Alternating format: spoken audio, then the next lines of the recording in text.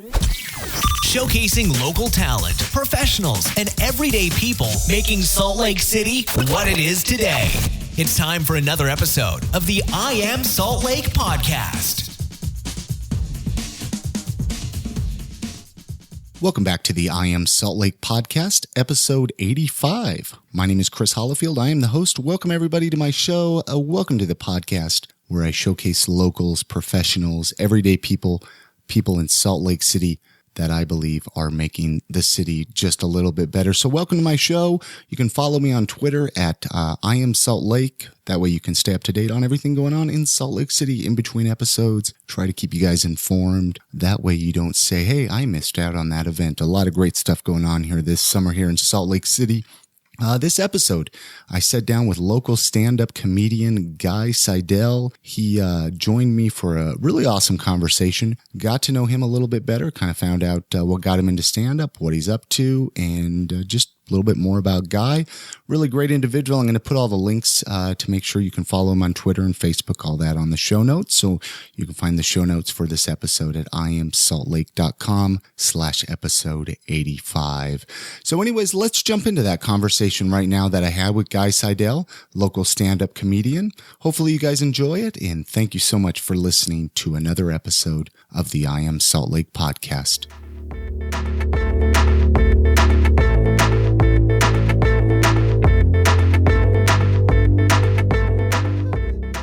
How did you get into comedy? Share that story. Kind of by accident and kind of by ego. I've been a musician forever. I've been in a band since I was 15. Always kind of the funny guy in my group of friends and in the band and all that stuff. And then I grew up in Helper, Utah, which is a little podunk town in the middle of nowhere. Cool little town. But I grew up there, and in 2007 I moved to Salt Lake. Okay. Why Salt Lake? Why did you come to Salt Lake? I was just tired of the small town. How big a town? Helper? Yeah, how big a town is that? I don't know the population, but it doesn't have a stoplight. It doesn't, for real? Just stop signs? Not one. It might be 1,500 to 2,000 people. Really? Yeah, it's a tiny little town, but it's a cool little historic town. Old buildings that were built in the late 1800s that still look like that.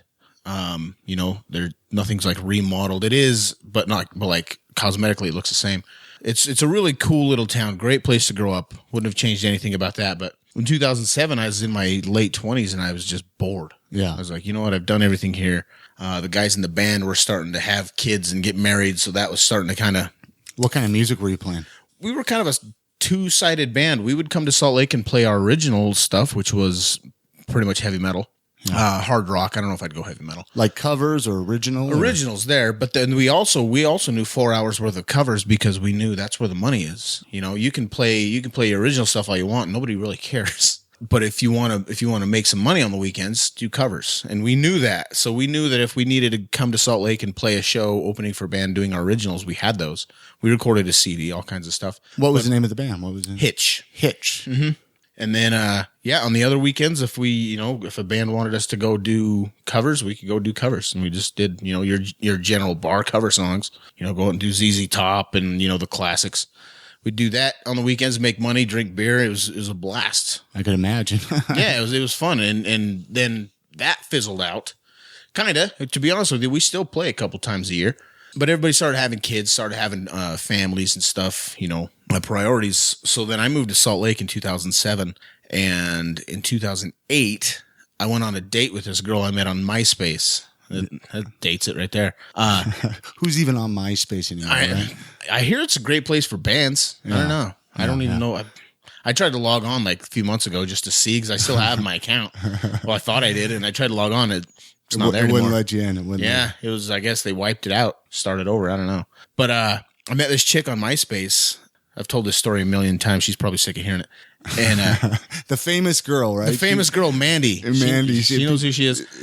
But went on a date, and I probably looked like the biggest tool because we went to Wise Guys in Ogden. And the whole time, I'm like, I can do this. I could do this. Look at that guy. That guy's not very funny. You were watching stand-up at Wise Guys, and okay. Yeah.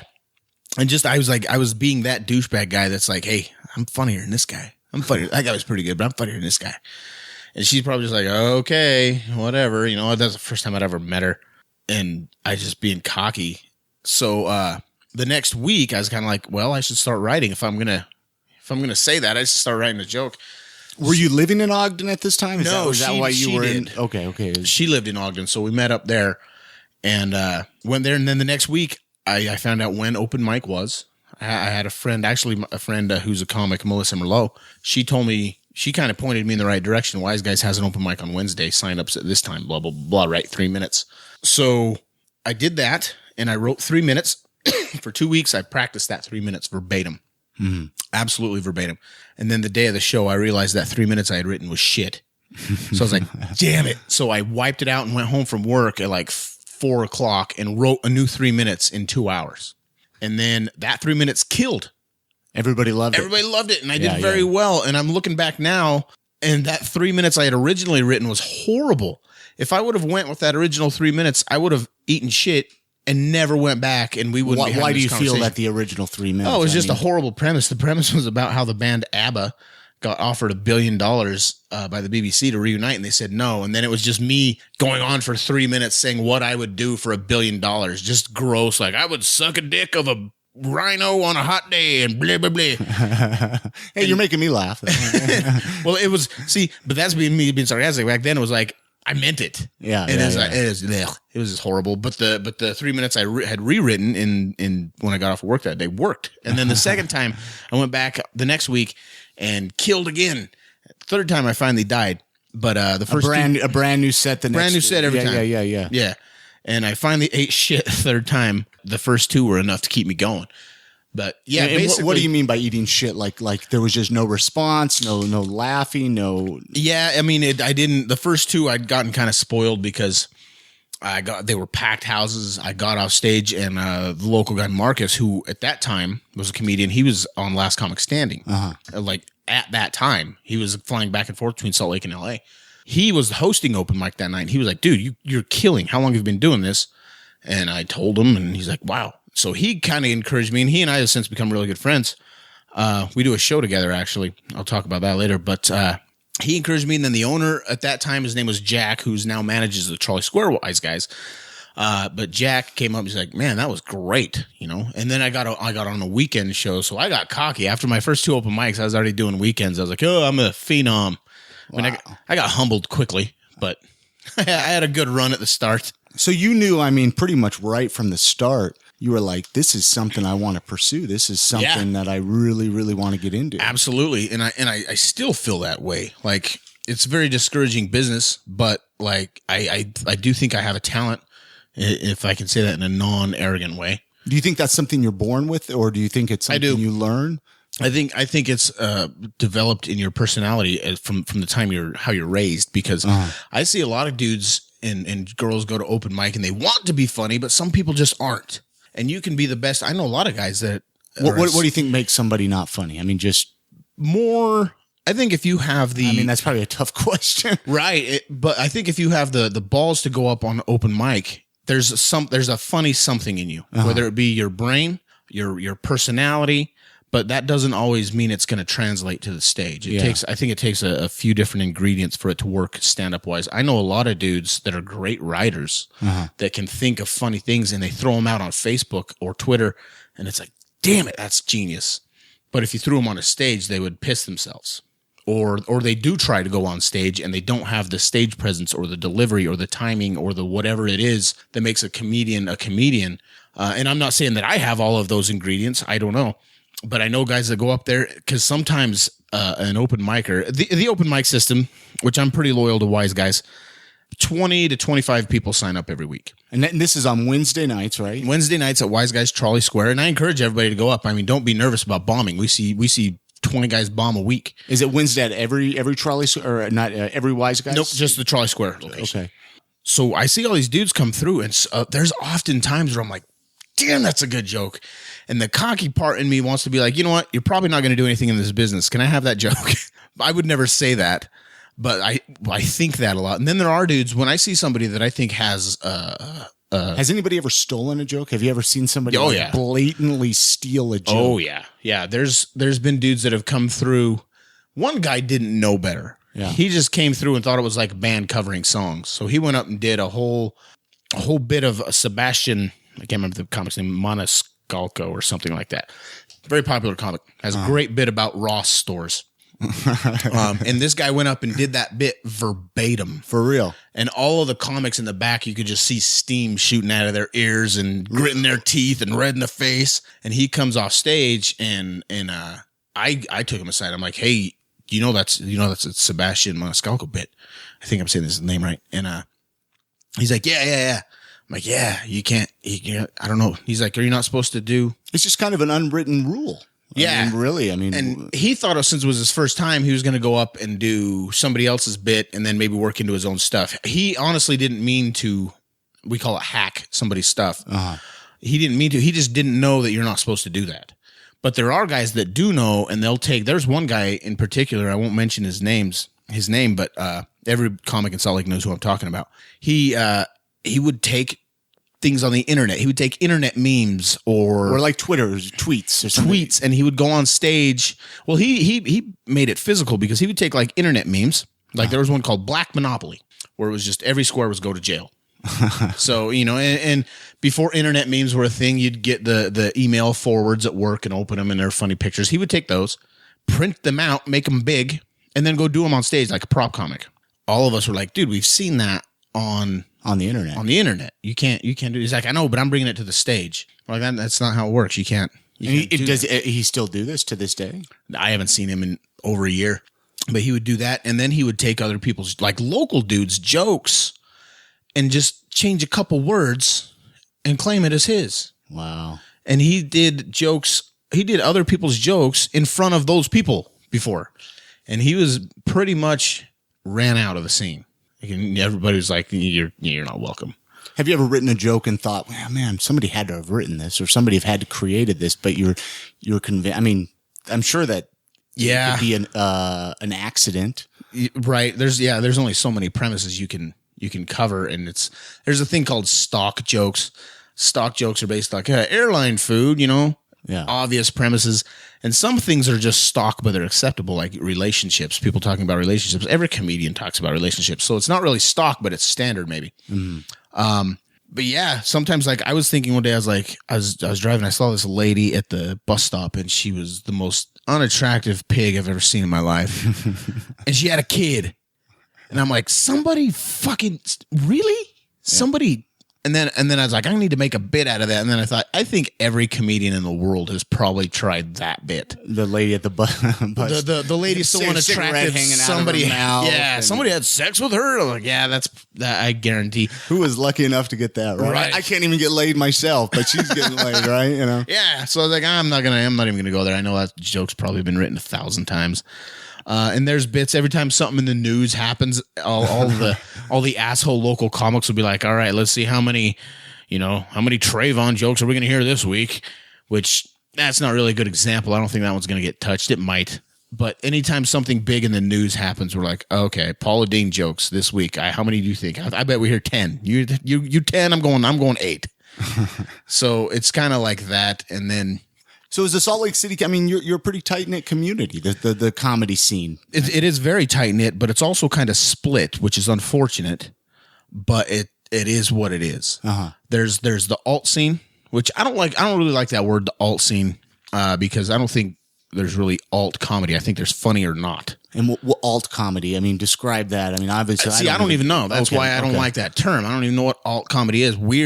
Weird comedy, maybe. Does that mean Carrot Top's alt comedy? I don't think it's alt if he's Gallagher or something. Yeah, alt dudes talk about weird subjects, this and that. But I don't think there's an alt scene in Salt Lake. There's kind of been, I mean, they might call it that. But I think there's the wise guy scene, which is kind of the big guys come through town. Some of the locals open. It's kind of its own little scene.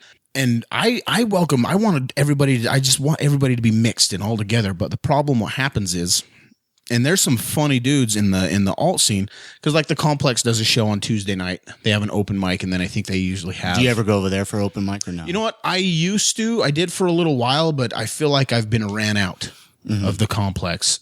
Like literally ran out. Yeah. Because like I've done it a few times, and I've been accused of, and this isn't by any of the people running it or anything, but it's just kind of like, oh, that's a wise guy's comic. He's had a somewhat, he's somewhat level of success locally. So it's almost like stick your nose up at him.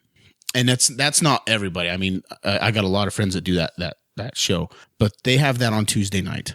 And I think that's about the only one that's kind of going now. K-Town Comedy, who's run by my friend Steve in Kearns. He does that, I think, once a month. I stay loyal to Wise Guys pretty much. A lot of the guys from the alt scene, it's almost Wise Guys versus the alt scene, because Wise Guys will tell you at open mic, they give you a kind of a disclaimer. Keep it somewhat clean. Keep it classy, you know?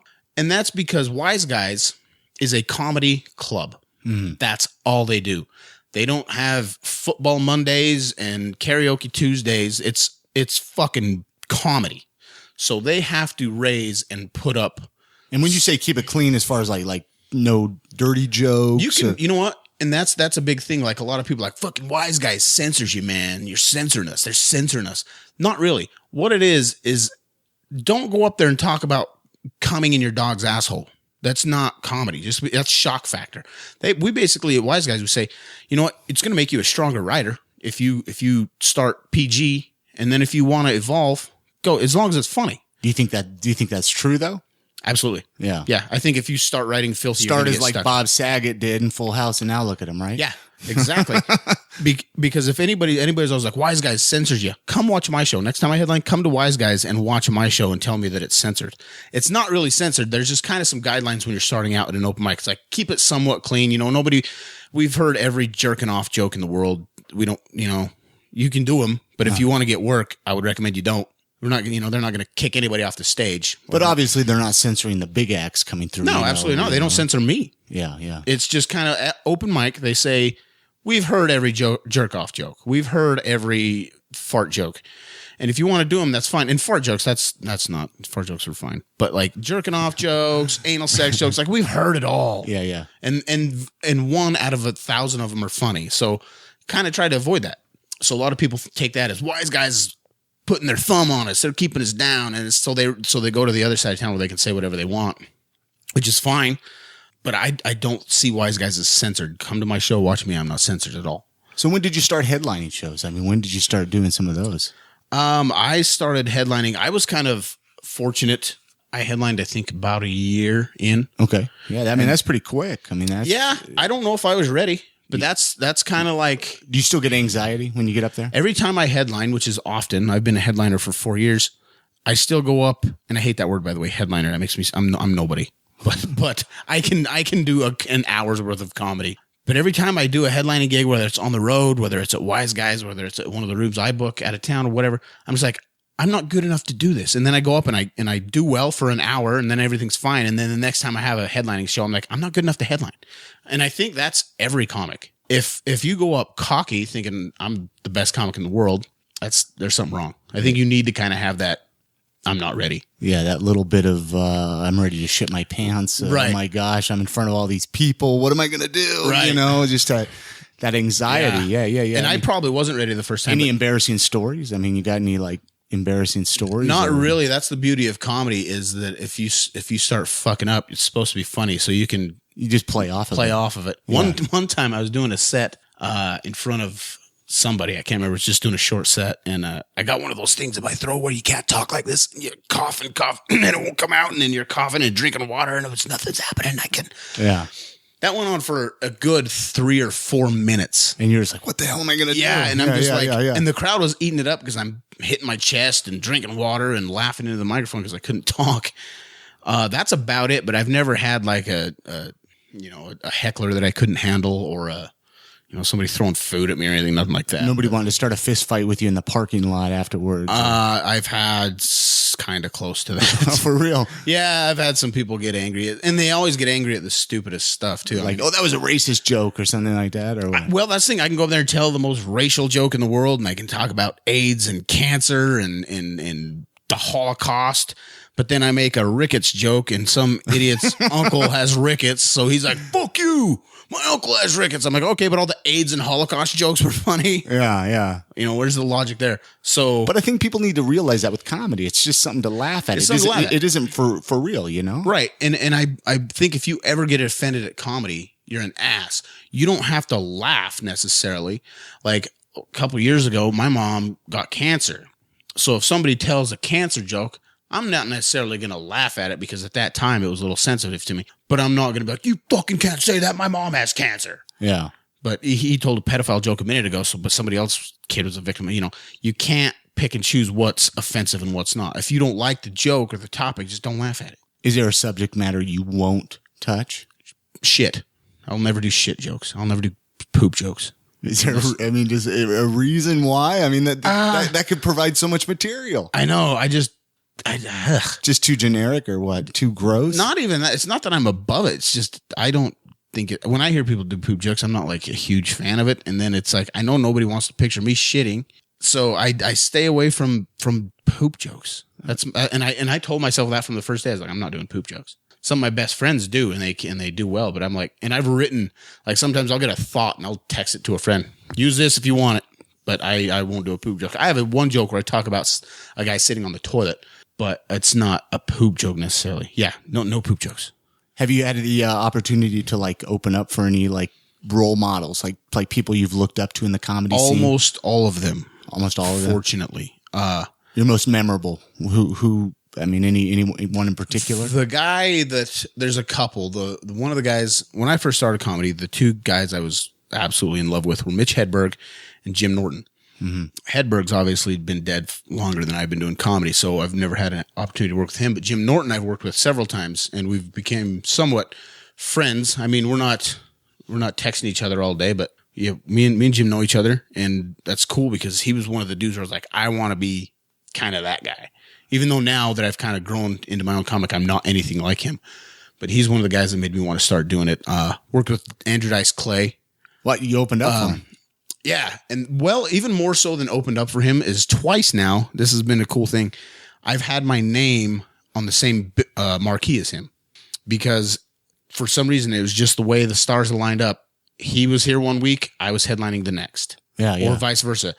So I got a couple pictures of my name and then his name on the same marquee. Which, I mean, he's like a comedian's idol. I mean, he is. In the early 90s, if you guys are listening, I know a lot of the young people listening now are in the early 20s. Go back and listen to some of his early stuff. Oh, man. It was brilliant. In the early 90s, you couldn't do anything without him coming up. He sold out Madison Square Garden in 4 shows, I think. Two or 4. Could you imagine that? Oh, man, I couldn't. And he was the talk of everything. I mean, the parents hated him and the young people loved him, and he got banned on MTV, and he had that movie, Ford Fairlane, which I used to watch religiously as a kid. And I went back and watched it a couple of years ago, and it's horrible. It's absolutely. He's just a dirty dude, man. Yeah. Well, the movie is just shitty. It's just super corny. But when I was 12, it was awesome. So I've met him. He's kind of a dick, to be honest with you, as you would expect. But even just that, I've worked with, I'm a big Opie and Anthony fan, which is a radio show on XM that has their regular comedians. I've worked with all the Opie and Anthony guys. Is there anybody you would like to? I mean, that you really look up to and that you'd be like, man, if I had the opportunity to work with them or open up for them. You know what? This is funny because the person that you're speaking of, I don't remember if I opened up for him or not, but it was Bill Burr. Oh, wow. Has he performed here in Utah? Several times. Really? Yeah. Because I thought there for a while that he I don't know, he couldn't get a show in you. I don't know. No, he almost made me quit because the 2008 was the year I started comedy, and I didn't know who he was, but I was opening for somebody in Ogden, the Ogden Wise guys, and I saw his poster, and everybody's like, that guy is ridiculous. Bill Burr. Yeah. So I was like, I'll come check him out. So I came up to Ogden and watched him, and I remember driving home, and I was with a friend of mine who's a comic, and we were just like, why do we even, we're done. I'm never getting on stage again after seeing what he just did.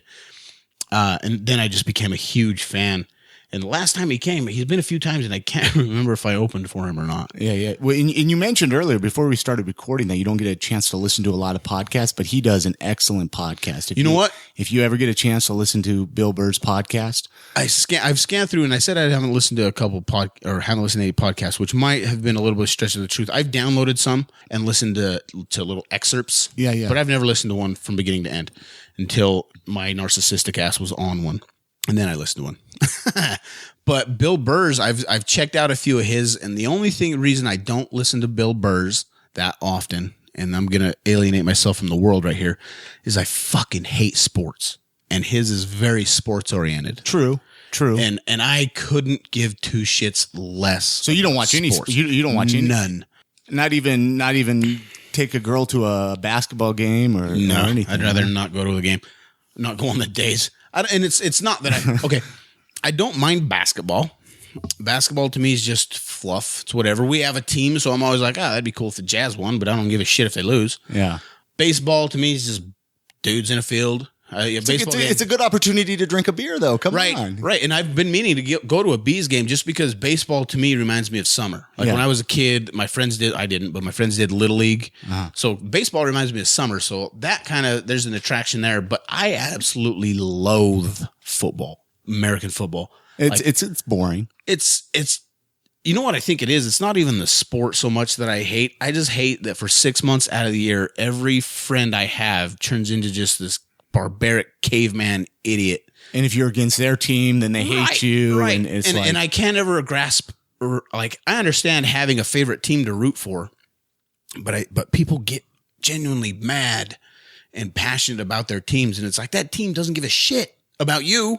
So your passion for the 49ers or whoever is based on two colors in a city that you've probably never been to. So what makes them like, I'm a big metalhead. So if I love Slayer, I fucking love Slayer, but it's those same four dudes and maybe one in and out here and there, but they're consistently creating good music. So I can't grasp my head around the concept of a team that's ever evolving. You know, if everybody in Slayer was replaced by some of the different dudes every year, I would lose interest in Slayer. So I can't really wrap my head around it. I see rooting for a home team, but I know Dallas Cowboys fans that have never left Utah.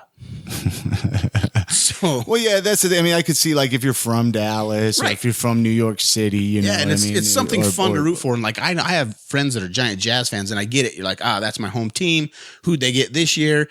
It's just kind of like this ongoing soap opera. I get the entertainment of that, but the people that are like, I fucking hate Raiders fans, or I hate Green Bay fans. Why do you hate Green Bay fans? Because they're stupid. What makes them stupid? Because they root for they root for that team. Well, why does that suck?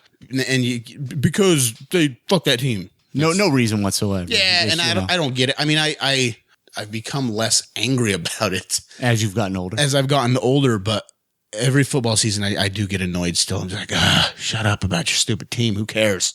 If they win the Super Bowl, fine. Yeah. Well, you mentioned Slayer. I mean, let's talk a little bit about your music. I mean, because you're doing a lot of music, you're kind of integrating it into the comedy scene a little bit, or talk about a little bit. It's not what it sounds like. Yeah. I'm not a guitar comic by any means, but you play and whatnot with Marcus, right? Or right? No? Yeah. I've been a guitarist for 20 years, and I love playing guitar. And Marcus, what do you love better, music or comedy? Music, absolutely, yeah, absolutely. To be honest with you, I rarely watch comedians. I don't know like who's the hot comedian right now. I know the 4 or 5 that I'm big fans of, but I don't really keep my thumb on the pulse of comedy. But you're a metalhead. Giant metalhead. Yeah, Slayer. What else you listen to? As I'm wearing a Mickey Mouse shirt, I'm talking about how much I love Slayer. Fucking pussy. Fuck. But it's the music thing. It's not me up there singing funny songs about a guy named Jed. I'm not a guitar comic. That to me is like Stephen Lynch is out there. Everybody else just don't even bother.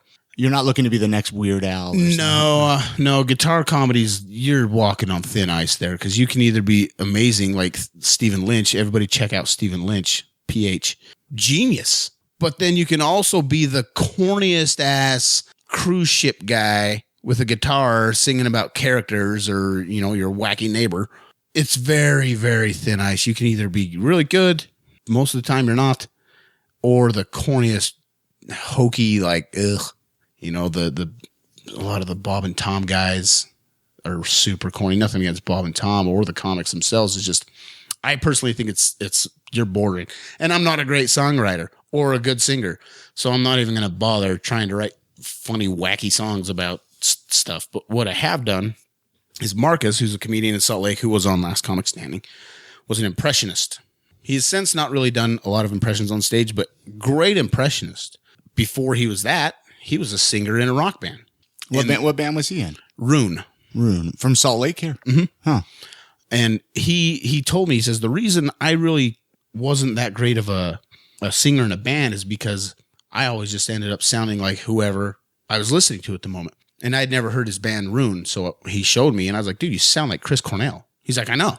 I could never find my own voice because he's always had that talent of doing impressions.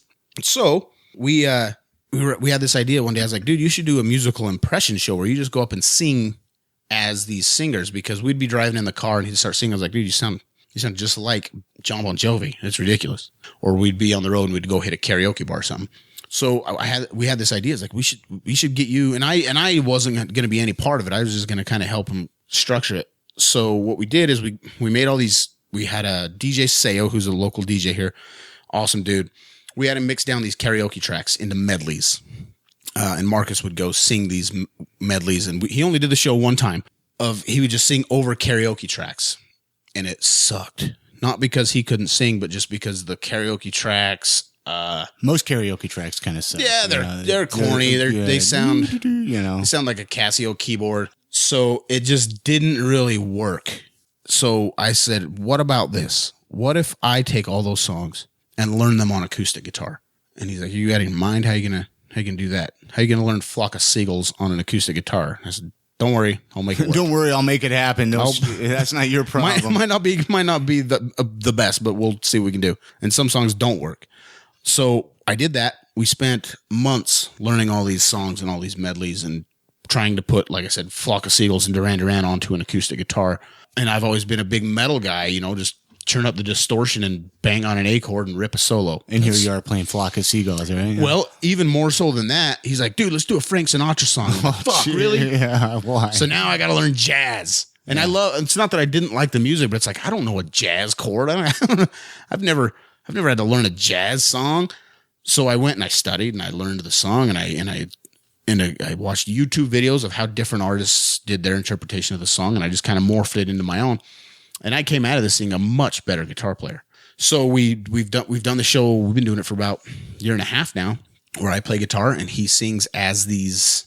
And what kind of places do you play? Like Wise Guys, stuff like locally, that? Locally, we do Wise Guys, Trolley Square every once in a while. And then if he has a headlining show, it doesn't really work if I have a headlining show. But if he's doing a headlining show, what we'll do is he'll do his comedy for half hour, 40 minutes, and then we'll do 25 minutes of the music show. And people are eating it up. So the response has been pretty good. The response has been amazing. We've done Channel 2 morning news. We've done Park City Television, bunch of radio spots all over, and we've taken it on the road a few times. And it's really fun. I like, and it's not only just singing. It's not a serious show. There is ball busting, and we talk in between songs, and there's kind of a dialogue to it. But it's really fun. There's parts of it that are intentionally corny and cheesy. I've used that word a lot, but we've kind of made it that way. We almost made it like, remember those old 80s infomercials where they would, the Time Life music sets? Oh, yeah. Like, some songs make you think of blah, blah, blah. We've kind of done that kind of, tongue in cheek. It's a really fun and funny show, and people eat it up. It's doing really well. Do you guys have any recordings done? Yeah. Well, not audio, but we've got like YouTube clips up. Yeah. We couldn't ever do the show on we couldn't put a CD out of it or anything because you'd have to get clearance on. Yeah, that's true. 100 songs. That's true. So we've done that. That's kind of where my guitar playing has been lately. I haven't plugged in an electric guitar in months, which sucks because I just want to blow my windows out sometimes. Why don't you join a band? I mean, like get a band going. I've thought about that too. And a couple years ago, I didn't really get a band going, but I started jamming with these dudes. And I kind of made it clear. I was like, you know what? We're in our 30s and 40s. I just want to jam some covers. I don't want to. Nobody gives a shit what we have to say. We're not. Metal is a young man's game. I'll say that. Come on. Look at bands like Slayer. They've been around forever. Right, but they started when they were 19. Yeah. But I was like, I just want to play covers, maybe jam a couple originals once in a while. I don't want to take ourselves too seriously. And it kind of evolved into this thing where like we wrote this song and then the lyrics were just like about how their deep feelings and their, I'm tortured. And it's like, no, you're 40. You're not, nobody wants to hear your emotions right now. I kind of the wife left him, he's got to pay child support. I mean, that's deep shit right there. It is, but I think metal is for the young, broken, angry. And then they came one day and they're like, we got a band name. And I was like, really? What is it? And I'm just thinking like something simple. Yeah. They're like, blasphemous assassin. I'm like, I'm out. Fucking see ya. I'm done. I'm 37 years old. I'm not going to be in a blasphemous assassin. That's not, what am I going to wear eyeliner and wear some spikes on my arms too? No, those days are 10 years ago. Yeah. That's not to say anything about the bands that are still trying. And there are some great bands that haven't made it, dudes in their 30s and 40s. But for me personally, it's like, I don't want to take it seriously. I just want to dink around. You wouldn't be interested in making a career out of it, huh? Oh, hell no. Even if I joined a band that was doing well, the music business is brutal. Because not only is it, comedy is brutal, but I don't have to deal with me. I don't have to think about 4 other asses and what they're doing, you know, because with bands, like, Joe's, you know, lead singers are always the worst. So he's like, Joe's out doing coke when it's time to load in, or he didn't show up, or so-and-so's sick, or so-and-so's whatever. I don't like having to deal with other people. So being in a band's little that, and I'm just too busy. I mean, I do comedy. I have a day gig. I book a couple rooms. I have a lot. I got the music show with Marcus. I got a lot of irons in the fire. So to join a band, it sounds fun, but it would just be way too much for you to handle. Yeah. You know what? The ideal situation, if anybody's out there listening, ideal situation would have a friend that has a basement and a drum set. That would be ideal. So we could just be like, you know what? You want to go make some angry tunes and just get it out of us for a minute? Fine. Go over, jam some angry metal music, and then go home. That's my ideal situation. Yeah. Would you like to make a career out of comedy? I mean, do you see that? I mean, would you Absolutely. like to become one of those comics full-time on the road? I mean, have you got to travel much doing stand-up? Absolutely. I could go on the road now, and that's not to say like, I'm so awesome I go on the road now. No, I'm well connected enough now to where I could go on the road full-time. And when I started doing comedy, that's all I wanted to do. I wanted to be like, when I started doing well, I was like, this day gig's temporary. I'm fucking out of here in 6 months. I'm on the road. And then I, you know, started going on the road here and there. And I realized the road is a lonely ass place. And it's a lot of Motel 6s along the way. Oh, a Motel 6 if you're lucky. It's usually those in your car. Those Bob's Motel, you know, with the blinking vacancy sign. It's those type of things that you see on the road. And it's not like, the road's great if you're Bill Burr, where you're flying to Miami for the weekend, and then you got the week off. But you got to get to that point, though. You know what I mean? You get to that point where you can fly around. The road is where you build your chops. That's where you get good. Nobody gets discovered in Sheridan, Wyoming, but you get better in Sheridan, Wyoming. And I still go on the road once in a while, but I don't like being gone 5 days a week. I like having, you know, some stability and structure. You're not married, are you? No. Yeah. Okay. No. And like I said, I have every opportunity to go on the road. I just do it as I choose, because if you're a full-time comic, you pretty much have to take every gig if you want to eat. But you have played out of state. I mean, performed out of state. Oh yeah, I've traveled all over the country. Well, mostly the West and Midwest. But yeah, I just don't really have the desire at my age to go spend 5 days a week in a car eating at a gas stations, staying in shitty motels. It's fun to do once in a while, though. Once a month or once every other month, I'll go hit the road and go do a gig or 2 or 3 or 4, whatever, out of state. And it's fun. But if that became my life, it wouldn't be fun at all. Yeah. And I would hate it. So that's why I keep the day gig. And I have a good day job. And if it offers the flexibility to be able to do all that other stuff, I mean, hold on to that job. Which it does, yeah. Especially if you have health insurance, right? Right, exactly. So I keep that. But going on the road, it's not what people think. It's not as glamorous of a lifestyle. No, I mean, and like people are like, oh, chicks love comedians. So they think even if that was your thing, is to go on the road and bang chicks every night, that's not the case either. Well, and that'd get old too, I'm sure. Yeah, it would. It's not like rock stars. It's you know, people want to talk to us and be our buddy. They don't want to take us back to the room and bang it out all night. So you're not getting laid every time you perform. Nah, the comedy groupie is a myth. Unless you're a super good looking comic, which those are rare, because most comedians become comedians because they're not good looking. There's something else. There's something wrong with them. I've never considered myself an ugly fella, but I know I'm not posing. No, you're not. I mean, come on. The Mickey Mouse shirt is what makes right. you know, I mean, I'm sure you get a lot but of I know phone Abercrombie isn't going to be calling me anytime to go model their jeans. So yeah, that's why I learned to play guitar. Do you have like any like DVDs or I mean, because you mentioned you do like an hour bit when you headline. I do not, and that's 100% from me being lazy. But stuff's on YouTube. I got some stuff on YouTube. I've recorded several CDs. I've just never released any of them. Really? Yeah, because it's kind of like I never feel that it was like I'll have a great set and I'll record it and then I'll go back and watch it in a couple weeks. I'm like, ugh, that wasn't where I wanted it. This isn't where I wanted it. Do you think it's more that you have a hard time listening to your voice? Yeah. That's what I hear people, Yeah, you know. It's it like, is. People even ask that of me. It's like, well, how do you listen to your own voice? You know, I hate after it. you know, recording a podcast and editing it and cleaning it up. It's Yep. like, gosh, you know. Yeah, But, it's rough. I need to make a CD and I just keep putting it off. Yeah. Because I have several of them sitting on a zip drive. Well, you make a few bucks from it, you know. Yeah, on the road you can sell them. Do you have do you have a website or anything? No, just Facebook and Twitter. Just Facebook and Twitter. The website, I've kind of found the website to be pointless for comics. Yeah. Unless you are selling, you know, merch on them, which that makes sense. But I'm big on Facebook. It's more about interacting with your fans. Stuff That's like why that, I love you know? Facebook. Yeah, I love and hate it. You're pretty active. I mean, you always got a lot of good, funny shit going on. And I do. I post little quips on little dumb one-liners on Facebook and Twitter because that's not my style on stage. I don't go up and say this and this and this because of this. But if I get that funny thought on my head, I put it on Twitter and Facebook because it's not really my style on stage. Yeah. But I'm very active on Facebook, and I'll put the link to so people can follow you on Facebook and please Twitter. do. You know, That'd be cool if they're listening. I mean, feel free to mention it now. What it's just Guy Seidel or what? Seidel, yeah, Guy Seidel, or Facebook.com/laughatguy.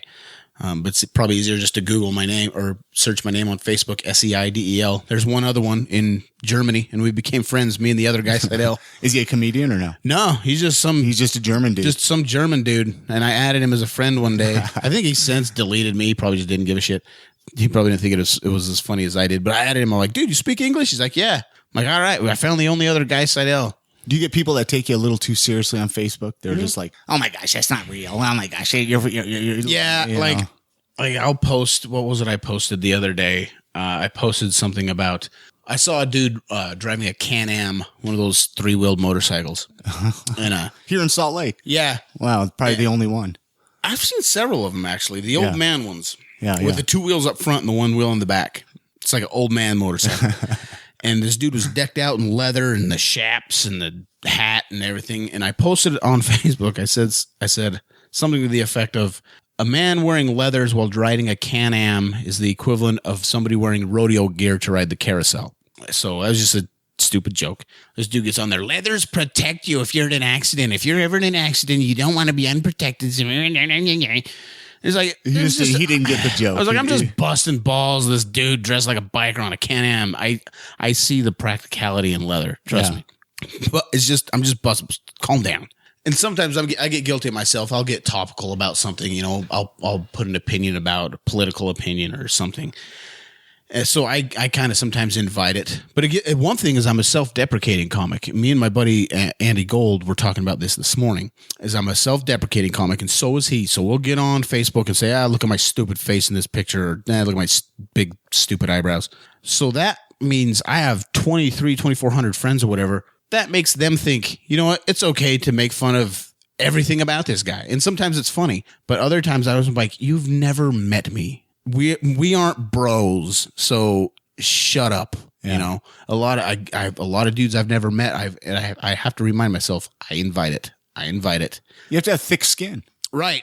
And I'm never like offended. Yeah. It's just always like I get annoyed at the fact like you don't know me yet. You're sitting here trying to bust my balls. But then like I said, I have to remind myself, I do it to me. They're just participating in my brand of comedy. They're not necessarily attacking me. So I have to remind myself, but it does get exhausting. I could post the most serious thing in the world. One day I posted, I needed I can't even remember what it was. Anyway, I needed to borrow a tool or something. Hey, does anybody out there have a blah, blah, blah, blah? Oh, your mom does, faggot. And she's like, God damn it. That's what you get for not having serious Facebook, right? I just need a Sawzall. Jesus Christ. Can we leave my mom out of this? And so there's stuff like that. But that's kind of my thing. Facebook, I like a lot of comics don't let themselves be known as comics other than, hey, I got a show this weekend. Blip. Which I don't get. I kind of like I like to let people know I'm a funny person. That's what I use Facebook for. I don't know if it helps. It can't hurt my show's attendance. I headlined Wise Guys a few weeks ago and it was slow, which It always is in July because it was June. It was the same weekend as Arts Festival, West Fest. There was just a ton of stuff going on in town that day, and I knew it was going to be slow. You know, there might have been 40 people at the show. But then I plugged the hell out of it on Facebook anyway. And then when it was slow, I was kind of like, God damn it, is putting all this effort into being funny on Facebook even worth it now? And it isn't the worst thing. The day after you do a show, people are like, oh, when are you performing next? God, that's so... Isn't that crazy? It's just like, I just posted yesterday that I was playing that night. Hey, when's your next show? I need to come out and see it. It's like, why? If I tell you an exact date, you're not going to be there. It's just watch my Facebook. Come if you want to. That's the thing I've learned now is I'm going to plug the hell out of it. If you can make it, cool. Yeah. If not, whatever. No big deal. Yeah, there'll be other ones, but on the same note, yeah, it gets frustrating when somebody's like, oh, when's your next show, man? I've been meaning to come see you. I was like, have you? I've been doing this for 5 years. Have you been meaning to come see me, asshole, that I went to high school with in 1996? Shut up. So everybody I bring on, I always like to find out, what do you like about Salt Lake? I mean, you've lived here for quite a few years. Overall, what do you like about Salt Lake City? I think Salt Lake is like a secret hip town. I think outside of Salt Lake, everybody kind of sees the temple, and you have to suck a dick if you want to get a beer. But I think it's a very well kept secret. You know, all the Portland hipsters like, hey, we're the cool town. It's like, no, come downtown Salt Lake. We have bars. Our beer takes a little longer to get you drunk, but you know, you can enjoy your night longer. You got to be out by 1 though, right? Yeah, you get kicked out early. It's just a cool little historic town. I mean, all the Main Street and all the little bars. I love the little dive bars downtown. You can ride your bike anywhere. It's clean, which thanks Mormons. Everybody gives the Mormons a lot of shit, but it's like, you know what? My town is pristine because of the Mormons. They keep downtown. It is a clean city. Oh, absolutely. It really is, yeah. And, you know, they do have some stupid stuff. Gays getting in trouble for kissing on Main Street. You know, that sucks. But I forgot about that. Yeah. But go to Main Street and try and find a cigarette butt in the gutter. You won't. Why are you looking for cigarette butts in the gutter? Times are tough. No. But the Mormons, I have a buddy who has a joke. I can't think of who it is right now. I think I don't know. He's going to piss me. But his joke is basically, it's Spencer King. He says, Salt Lake's a great town. It's really clean. All the people are really nice, but it's a little too Mormon-y. He's like, yeah, because of the things you just said. You know, the Mormons are nice people. And they, like I said, they keep everything downtown. And it's a safe city. It's a safe city. You can walk down to a bar. You don't have to worry about getting mugged. I never feel threatened walking around downtown. Yeah. And downtown is... Am I wearing the wrong gang colors? Right. Or, you know... And like any city, there's rough spots. I love downtown Salt Lake City. That's what I love. I love from 30th South up to the Capitol, and then east. But there's places I think, and this is in any town, and I'm probably going to get some shit for saying this, but if I never went to Magna again, I'll be fine. Yeah, same here. I mean, what's in Magna anyways, right? Yeah. Right. And there's cool little places like West Valley Wise Guys, which even though I'm not a fan of West Valley as itself, it's just kind of a generic West Side town. But Wise Guys West Valley right off the freeway is my favorite club in the world to perform at because the crowd is very, they're ready to laugh. I think at the Trolley Square location, which I love that one as well, but it's a little harder to get them because you got like these college kids, these super liberated college kids that aren't sure. That wasn't very politically correct. You can't make a joke about that. That's not in line with my liberal feelings or my liberal opinions. So I'm not going to laugh at that. Where West Valley, you got fucking drunk Ted that works at Kennecott. He's ready to laugh at anything. So I'm not sure, I've never done a study, but that's kind of how I think the difference between those two clubs are. Do you think that's why they position some of the comedians where they perform at, like when they're coming through town? I've always wondered that. Sometimes. Like why is this person performing at West Valley versus Trolley Square? The main reason for that, like people have asked me that, like, why is somebody as big as Mike Epps or Kevin Hart performing at Wise Guys West Valley? And it's simple. West Valley seats 300 people. As Trolley Square seats 100. True. So that's what that is. Although Trolley Square's had some big names come through. Aziz Ansari was there. But I don't think it's necessarily who fits what club better, but I know I have a little harder time. That's not to say that I dislike it. I love the Charlie Square locations. It's the best environment. You know, it's a nice joint. It's classy. But I do struggle a little bit there because I'm a fucking redneck idiot. I'm not up there talking about, you know, my vegan lifestyle. I'm up there. I'm an idiot redneck. Let's talk about dicks. I know, I'm from a small town. I'm not up there trying to change people's minds. I'm just up there like, wieners. So, and I do well there, but in West Valley, I think I connect with those guys a little better just because I'm not a 22-year-old with skinny jeans talking about, you know, how I don't like guns. Yeah. You're a little bit more down to earth. You're real. Yeah. You're a real dude. And you know, that's the biggest compliment. Thank you. I could ever get is I'm a real dude, because I think I'm at the age where I get angry at people that are still trying to discover who they are. Yeah. And I forget, okay, they're 22. Well, we're same age. You meant, what, you're 37, right? No, I will be 35 in a couple weeks. Okay, I thought you said you were 30. I'm 35, so I mean, we're the same age, you know? And it's you know, I love this age. Yeah. Isn't it a great age, right? We're just kind of like right there. Comfortable with who I am. Yeah. If you don't like my ways, fuck off. I'm not trying to figure out my feelings on life and where I'm at. And I look back on these 22. I keep saying 22, but basically you're dating a lot of 22-year-old girls here, aren't you? Basically, just young people. Like, you know what? I just turned vegan and I'm recycling, and it's like, okay, but do you feel that way, or are you just making a political statement? If you feel that way, awesome, yeah, cool. I'm an animal lover, so I wish I could be vegan. I really do, but I can't, just because I know myself and I know I'm a piece of shit with no willpower.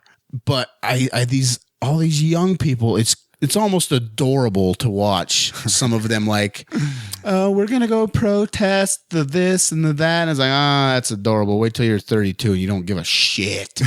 You're just like, okay, I want that 99-cent cheeseburger. Yeah. Get ran through the mill a couple times and we'll talk, you know. Go through a bankruptcy, get your heart broken a couple times, get your car broken into, and then we'll talk about, hey, my phone's buzzing at me. That's my alarm. Can you hear that? It's an old Aruga horn. I love it. Anyways, anything else you want to add before I appreciate you coming on the show. Seriously. Thanks for having me. This is fun. I mean, hopefully, you know, people check you out, add you on Facebook, Twitter. Do you have a YouTube site? I don't have my own YouTube page. I do have some videos up, but it's just been kind of random. If people search for your name, Guy Seidel, then they'll find you. Yeah. On YouTube. Yeah. One thing I do want to promote is whether it's, you know, I kind of didn't finish talking about the scenes earlier, the split scenes. Yeah. They're both great. If you want to do comedy, get on stage anywhere you can. I've kind of become loyal to Wise Guys just because Keith Stubbs, the owner of Wise Guys, is a really good friend of mine. He's been very good to me, giving me a lot of opportunities. But if you want to go see comedy, the Complex is doing it on Tuesday nights. I don't know if they still are, but Lumpy South is doing it on Fridays. Wise Guys is every Wednesday open mic, and then every Friday and Saturday, sometimes Sunday shows at Wise Guys. So just support local comedy, whether it be here at K-Town Comedy, at Club DJs in Kearns, wherever. Just support local comedy because there's a lot of talented cats out there. There's a lot of shitty comics too. Well, and there's a lot going on. And that's, you know, I hear that a lot from people like, oh, I never know of anything going on in Salt Lake. It's like, geez, Louise, there's so much going on. Every night. I mean, every night you got something to do. There's bands everywhere. Yeah. Urban Lounge has something every night. There's Bert's Tiki. There's bands everywhere. There's comics. Even if you like stupid, shitty poetry, there's stuff like that happening all the time. But yeah, support comedy and art in general. Like I said, Tuesday at the Complex, Club DJs once a month in Kearns, K-Town Comedy, Wise Guys, wherever. I'm typically around somewhere, at least a couple times a month, if not every weekend. So, any local comedians that you care to make like a shout out to, or somebody that you need to watch out for, somebody that's going to be the next big thing that you don't think gets a recognition? Or there's a lot. It comes in surges. Like I'll see 6 months where nobody's really raising an eyebrow, but right now there's a lot of good dudes out there. There's a comedian named Jackson Banks who just started. He's killing. He's got this weird style and he's destroying. Dylan O'Neill's a funny guy that's been coming up. Michael Schooley, Seth Tippett. There's just these guys that are coming up, and it's like it's fun to watch these guys develop because I've seen it before. Case just really quick is my buddy Andy Gold. I was hosting the first time he did open mic, and I remember it being painful watching him. Mm-hmm. Like this guy's hard to watch. And he gets pissed at me when I tell the story. But he's since grown into one of the funniest dudes I know. And he's now living in New York and doing very well. And he's a funny dude. So it's cool to watch these dudes that are funny now. I'm kind of excited to see where they're going to be in a year. So yeah, there's a great comedy scene in Salt Lake. Where would you like to see yourself in a year? Just doing more or what? Yeah, but it's kind of where I'm at right now is kind of my fault because I don't want to move to LA. Yeah, I know I need to. Who wants to? Come on, don't move to LA, man. I know. Don't do it. Don't do it. Or New York. I'd rather move to LA than New York, but I don't want to go to either one of them because I love Salt Lake. I love it here. I love the scene. I'm very comfortable, which is all negative things saying I'm too comfortable, but I am. My bills are paid. I have a car. I don't have a roommate. Just travel, man. And I do. I go to LA a few times a year. Yeah, and make my appearance, and I have some great connections down there. But it is hard to make it without moving there. It's possible though. It is possible. Yeah. So that's the things I need to start doing, more festivals, more competition, stuff like that. Yeah. I've kind of made a name for myself locally. Now I got to get it everywhere else, which you got to get that CD out, man. I know. Got to get the CD out. Got to get I don't know if I'll ever do a DVD. I have no interest in seeing me. You can hear me all day, but I don't have any interest. You can get it up on Netflix or something, you know. And yeah. Maybe. Anyways. All right. Well, thanks a lot, Guy. And thank you. Absolutely.